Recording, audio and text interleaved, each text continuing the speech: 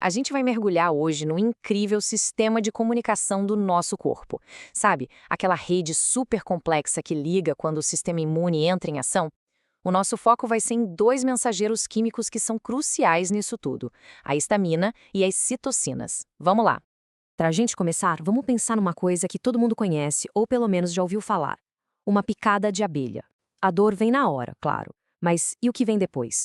A vermelhidão, o inchaço, a coceira, tudo isso é resultado de uma cascata biológica que é, sinceramente, fascinante. É por aí que a gente vai começar a entender os nossos protagonistas de hoje.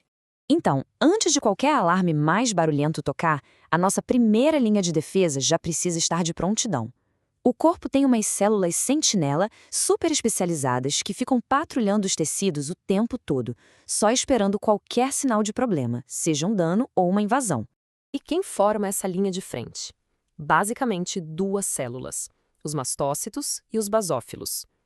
Pensem neles como os guardas da fronteira, sabe? Estão armados até os dentes com grânulos químicos, só esperando o gatilho certo para entrar em ação. E o que é mais interessante aqui é a diferença de estratégia entre eles. Os mastócitos, eles são como os guardas que ficam fixos nos postos. Estão ali, estrategicamente posicionados nos tecidos que são porta de entrada para o corpo, como a pele e as mucosas. Já os basófilos são a patrulha móvel. Eles ficam circulando no sangue, prontinhos para serem chamados para qualquer lugar que esteja precisando de reforço. E quando um desses sentinelas detecta um problema, tipo o veneno da abelha, ele não pensa duas vezes. Ele dispara o primeiro sinal de alerta. É um alarme químico, quase que instantâneo. E esse alarme se chama histamina. A melhor forma de pensar nela é como se fosse o sinalizador de emergência do corpo. A função dela é uma só: causar uma resposta inflamatória imediata, bem ali no local do problema. A ação é super rápida e o impacto é enorme. O processo é literalmente explosivo. Numa reação alérgica, por exemplo, o alérgeno gruda nos anticorpos que estão na superfície do mastócito. E essa ligação é o estopim para um processo chamado de degranulação. A célula basicamente se abre e joga todo o conteúdo dos seus grânulos para fora, o que inclui uma enxurrada de histamina no tecido em volta. É uma resposta massiva, feita para ter um efeito imediato. E aqui a gente vê as consequências diretas disso. A histamina faz com que os vasos sanguíneos ali da região relaxem e se alarguem. Isso é a tal da vasodilatação, que causa a vermelhidão e aquela sensação de calor.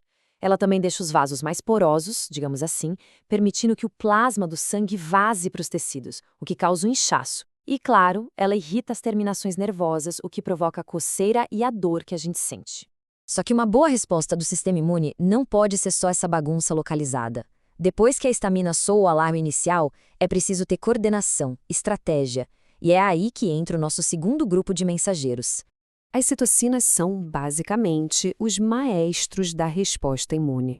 Elas são um grupo bem diverso de proteínas pequenas que funcionam como a internet do sistema de defesa. Elas não são o alarme inicial, mas sim os mensageiros que vão gerenciar a batalha, coordenando as outras células e ditando a estratégia de ataque e, depois, de retirada.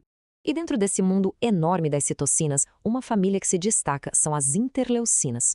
O próprio nome já entrega a função, entre, e leucina de leucócitos, ou seja, comunicação entre as células brancas do sangue. Existem dezenas de tipos. A IL-1, por exemplo, ajuda a causar febre, enquanto a IL-10 ajuda a frear a resposta imune. Isso mostra como essa regulação é complexa e precisa. O papel das citocinas é muito mais estratégico e de longo prazo. Elas chamam reforços, como neutrófilos e macrófagos, para o local da briga. Elas também modulam a intensidade da resposta. Algumas são pró-inflamatórias, para botar mais lenha na fogueira. E outras são anti-inflamatórias, para acalmar as coisas e evitar dano exagerado. E no final, são elas que sinalizam o fim do combate e dão o comando para começar o reparo do tecido. Ok, vamos agora colocar esses dois sistemas lado a lado. Fica muito mais fácil de entender como eles se completam de uma forma, assim, perfeita. Essa comparação resume tudo. De um lado, a histamina, ação ultra rápida, alcance local, funcionando como alarme de incêndio. Do outro, as citocinas, ação mais lenta, mais duradoura, com alcance em todo o sistema, gerenciando e coordenando a resposta completa. Uma é o grito de alerta, a outra é o plano de batalha. E é justamente essa combinação que torna o nosso sistema de defesa tão eficiente. A histamina cuida da crise imediata, sabe? Contém o problema ali no local e ganha tempo. tempo para que a resposta mais lenta, mais poderosa e mais precisa das citocinas seja montada e executada. É uma dança perfeitamente coreografada. Então, a pergunta que fica é: se a gente entende como esses sinais funcionam, como a medicina de hoje em dia consegue manipular tudo isso? Bom, é só pensar nos antihistamínicos, os famosos antialérgicos, que bloqueiam os receptores da histamina para silenciar aquele alarme inicial. Ou então nas terapias biológicas supermodernas, que usam anticorpos para neutralizar citocinas específicas e controlar doenças autoimunes. No fim, entender essa biologia é a chave de tudo. É a base para o desenvolvimento de tratamentos cada vez melhores.